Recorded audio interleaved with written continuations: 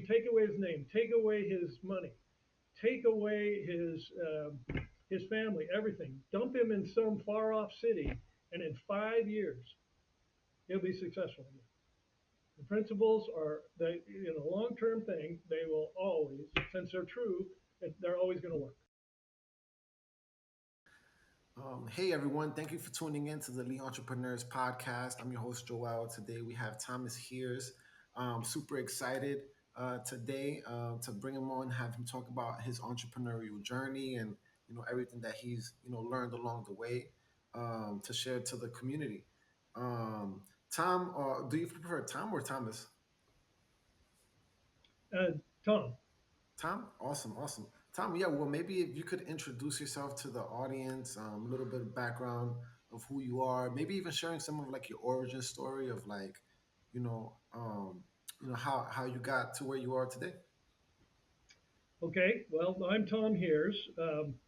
I've been an entrepreneur probably since I was in my early 20s, and I'm now in my 70th year, so it's been a long time I've been on this journey. My father, it kind of starts with my family. My father was a milkman for 10 years, and I don't think he liked that much. This was in California, and so he built a spec house with a neighbor, and back in the 50s, and then he ended up becoming one of the top 400 builders in the United States. I think it was a family business, so it was my dad, my older brother, and myself, and we were doing about 400 homes a year, I think, at one time. And uh, and so that's where I learned a lot about the business of being an entrepreneur and what it takes to be successful.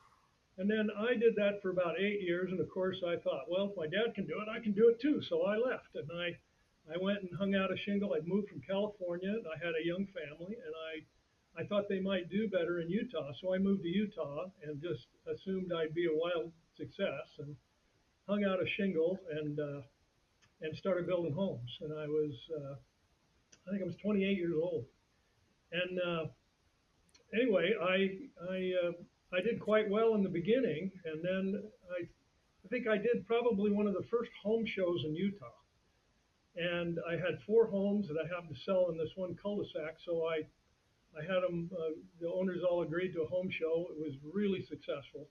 Everybody was patting me on the back. I had just got there, and I was the biggest builder in town. This is up in Logan, Utah. And what I hadn't been paying attention to is my accounting.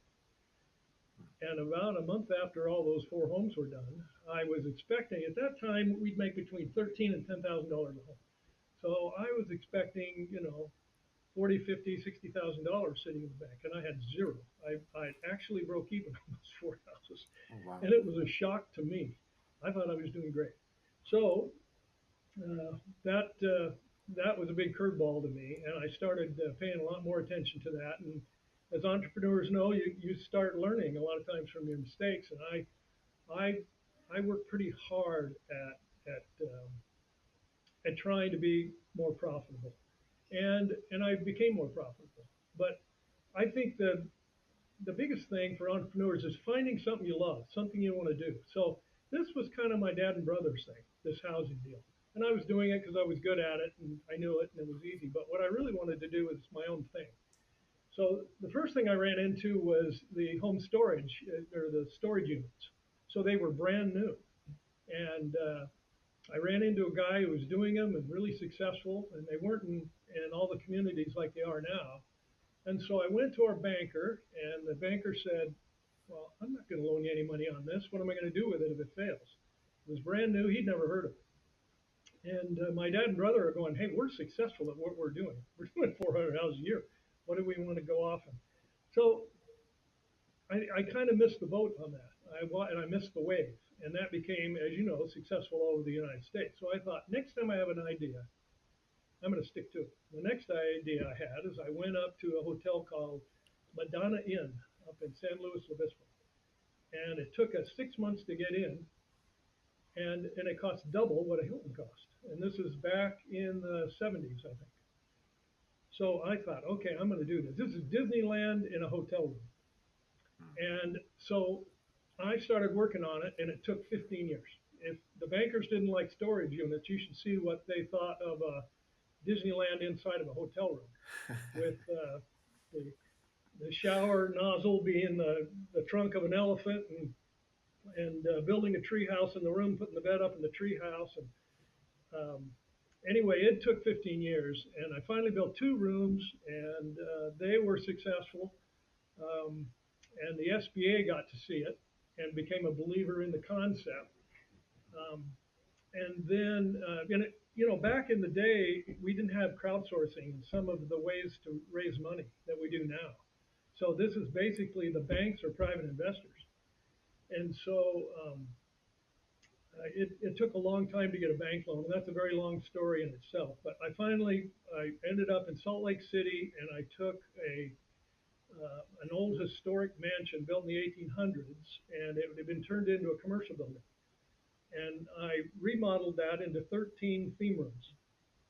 And I think the miracle of this, some kind of world record that is no one will ever recognize the world record, but from the day I walked in with a sledgehammer to the day we had a guest was 90 days.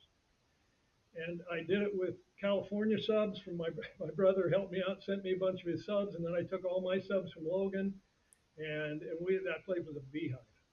And we got it all done and I'm doing it on a shoestring. So if it isn't successful first day, I'm in trouble. And it was. It was phenomenally successful. And so my brother came in business with me at that point. My dad had passed away. My brother came in business with me.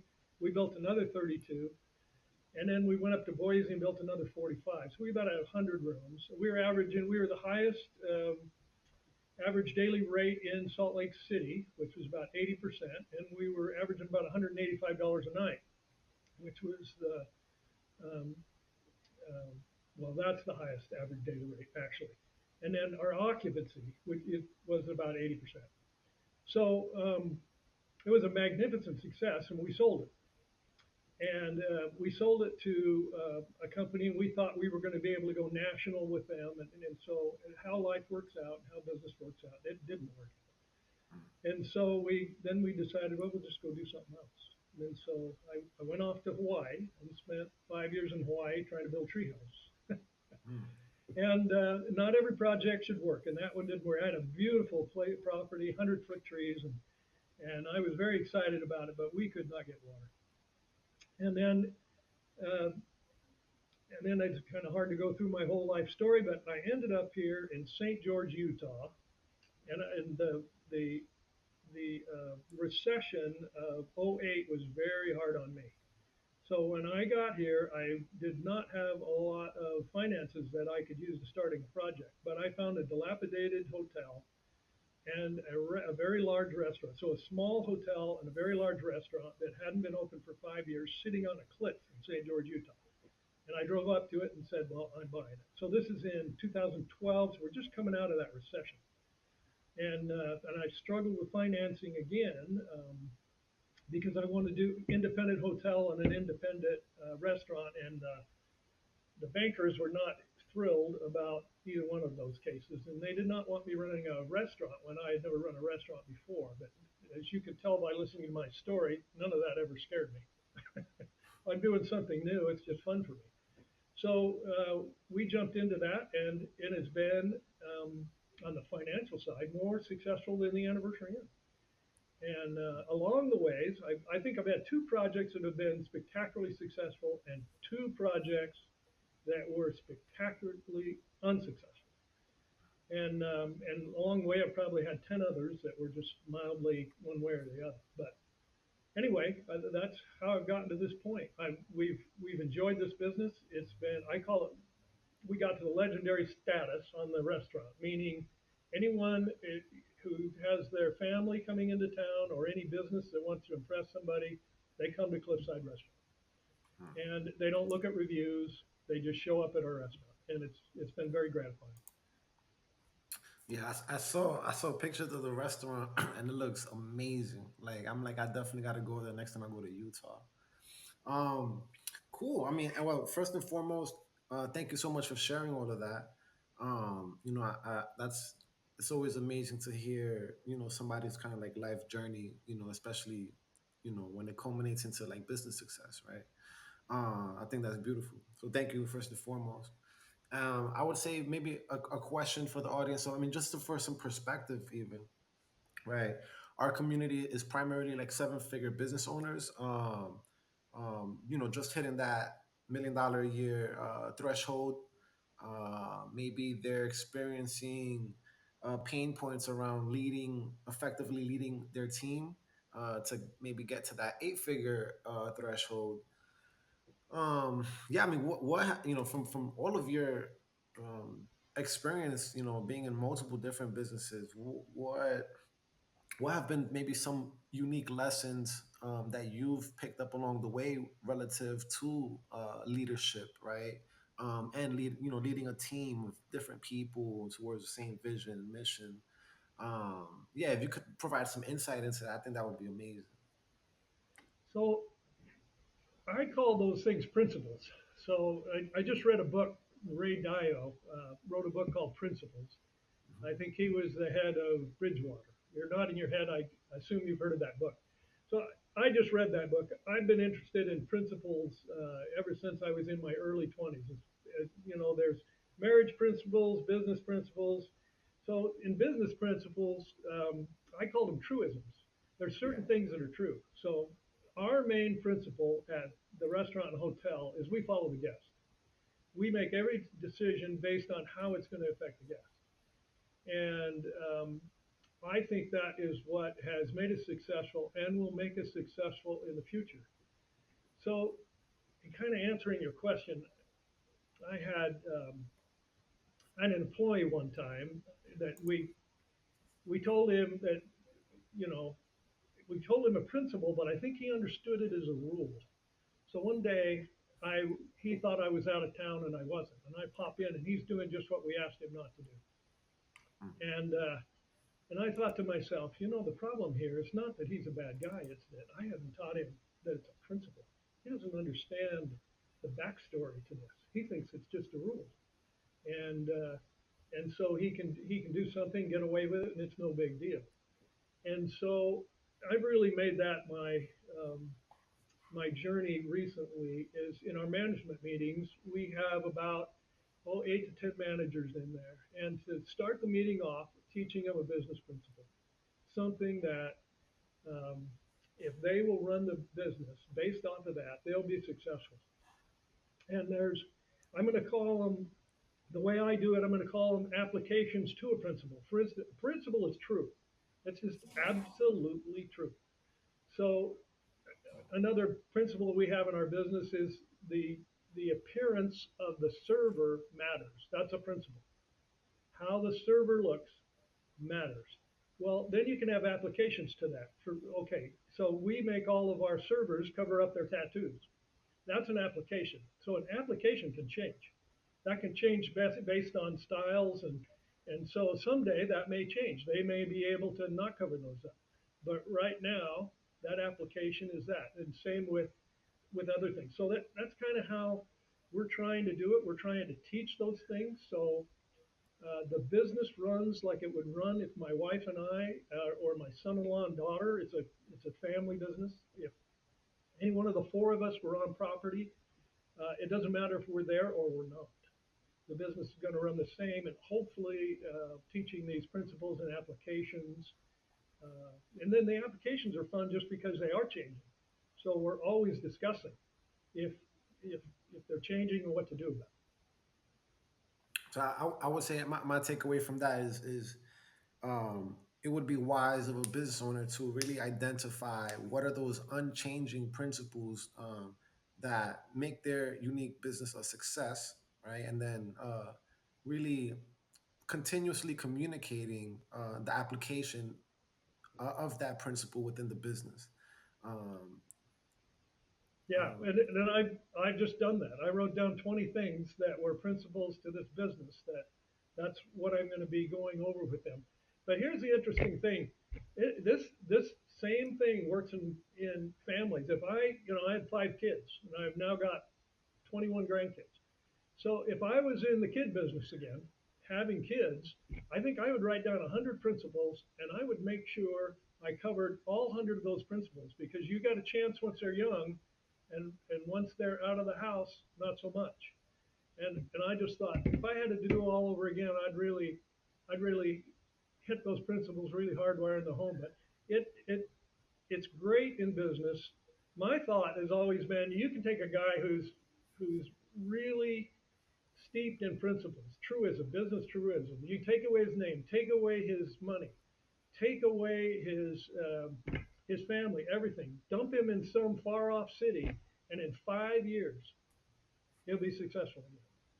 The principles are they in a long term thing. They will always, since they're true, they're always going to work. I love that. I genuinely love that. I have two small girls myself, so I'm actually going to apply that. Like I'm literally gonna start. I'm gonna sit down and just write a good amount of principles. I think that's important. I mean, so I actually appreciate that on a personal level. You're welcome. Um, yeah. Okay. I mean, one of a question that I love to ask is, uh, what's an example of a heartfelt success story for one of your customers, clients, that you've experienced thus far that's always very memorable for you. Well, I think I went to a oh, it was Disneyland was teaching their business principles years ago, and so I went to a 2 or 3 day seminar on that. And one of the things they taught is that they tell stories of success stories of their employees, and so I have one that I tell all the time. That we had a desk clerk in our business. We had 27 rooms, so only one desk clerk at a time. And a guy came in. He had a job interview. He came from California. He came here to Utah, and it was at 9 o'clock the next morning. And at 8:30, he came in a panic. His car wouldn't start. His battery was dead. And so he's trying to figure out how he can get how he's still, he's just panicked that he has to make it to this appointment. And our desk clerk handed him her car keys. He drove down there and made the appointment, got the job, and he's a lifelong customer. Um, or guest of ours, I should. My wife does not like them called customers. They are guests.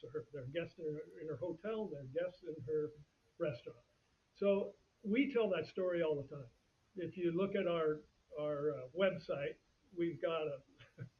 They told us when we do a little video for the website to make them short, people's attention span. Well, ours is 20 minutes or 15 minutes or something like that. And then I tell that story in there. And that tells all the other employees. When you're telling the employees that story, they're realizing what their job is and sometimes what they have to do to make that guest happy. And when you keep publicizing those stories, I think that helps everyone understand what your true job really is. It's to make the experience of the guest paramount. Yeah. Yeah, I think that's a beautiful story, and I think stories are very important, an important way to communicate. Have high level of engagement, and it really sticks. So I think that's awesome. And thank honestly, I love this interview right now. Like principles, princes. This is all principles right here. Awesome. All right. I would ask you. I mean, one of the other maybe questions we love asking is, just your vision. Like, what do you see your vision? What do you hope to, um, you know, achieve? Even with Cliffside, it seems like you have other projects that still probably um, that are around. What does that look like for you? Like that legacy factor. Okay, well, on a personal level, because I am the age I'm at, my wife, so my love is always starting a business. That's why I've started so many of them. I love the creativity. I love the challenge. I love all that. Well, at our age, my wife is, and they're high risk for me. I don't usually do things low risk. They're high risk, high financial risk. Well, my wife is if you've seen those football movies where the coach grabs the player by the grill and the helmet and gets his nose to nose and starts screaming at him, well, she did that to me and said, "You are not losing what we have." So I am not starting any new businesses, but we are continuing the one that we have. We do love it. It's been you know I never thought I'd ever find anything as fun as the anniversary inn, but this has been even more fun. And so we're continuing that, and we're trying to get it to be a long-term business. On the personal side, I've got 21 grandkids. Well, it's the same thing for a grandpa as it is for a dad. I got a short time to make an impression on them, to make them remember their grandpa. Now, an interesting thing happened just a few days ago. We have a home in Monterey, and we met a grandson there. He's 21 years old and just starting his entrepreneur career, and he just wanted to come brainstorm with grandpa. And so I had the best time with him. And of course, we golfed and had a great time. Went out to restaurants, but basically, we went over his dreams and his hopes, and so I'm starting to see, hey, this could be a deal. If I can last long enough, I can have a lot of fun with these kids and helping them along the way. And so really that on the personal side, that's where I'm going. I'm headed towards these grandkids and and trying to be impactful in their life. I'll be getting further away from the business, although I'll never get all the way. I don't know what life would be like if I wasn't in business. I hope I die in it, and I probably will. And so it's a fun part of my life. I don't want to give it up, but on the other time, I've got some things that I need to attend to. That if I'm a great businessman, I'll be remembered slightly. If I'm a great dad and grandfather, I'll be remembered for generations. Mm. At least my dad and grandfather were great dads and grandfathers, and they will be remembered for generations. I would want to get on their team. I think that's beautiful. I guess one of the last things that comes to my mind right now is what maybe you've already said a bunch of words of wisdom, in my opinion. Principles, principles, principles. What maybe other things would maybe come to your mind, when you think of the audience that we're serving here, that you think would be really important for them to kind of take away here. Well, one thing I've been seeing recently that might help a lot of entrepreneurs is a lot of times is you get to the certain place you want to get, and you have your employees going, and you have your principles set, and you're moving along, um, and your employees are there more and running things more than you are, and we see that a lot. What I have seen is they start running it for themselves, which means they run it for their ease. They make things easier for themselves, and that is death on a business over the long run. And so, if I was going to give somebody advice, I would say be careful that your whatever your main objective is. In my case, it's the guests, and we run everything for the guests, and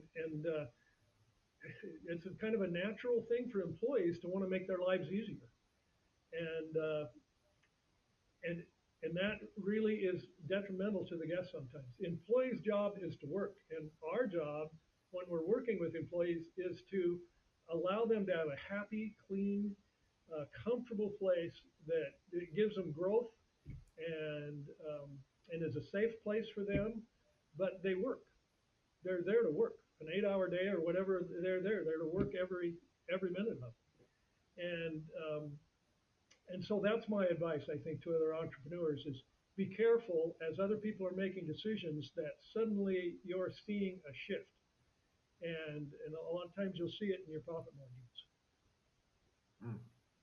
Okay, all right, yeah. So always keep in mind, or always be aware, if there's ever a shift of kind of your employees, making life easier for themselves and not necessarily for the intended guests in your case, right? Or ultimately the client who you're really looking to serve in a really good way. Yeah, okay.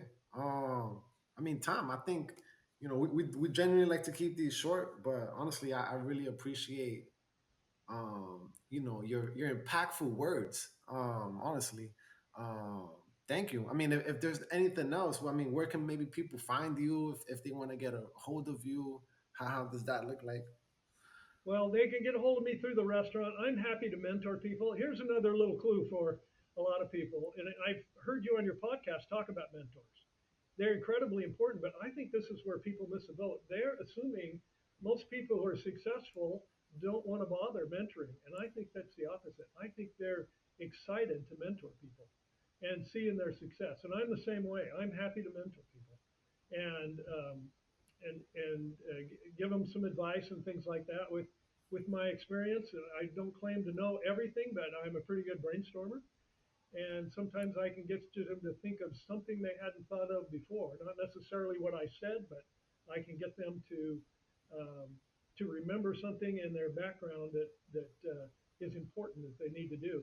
Anyway, I'm happy to help anybody in that way that I can. I every once in a while I speak at local colleges and talk about entrepreneurism and I start to talk off saying, well, sometimes I pronounce this as entrepreneurism because it hasn't gone Entrepreneur. exactly the way I thought it should go.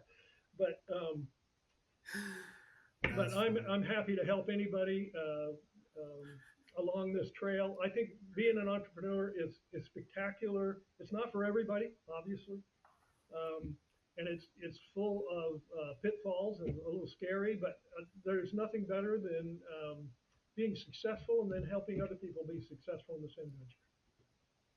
Yes, and I mean maybe just to even mention here the website is Cliffside Restaurant, cliffsiderestaurant.com.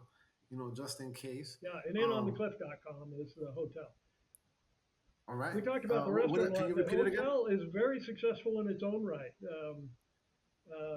It's probably the most profitable 27 room hotel you ever saw. Hmm, nice. Yeah. So if you ever need a place in Utah, you already know where to go.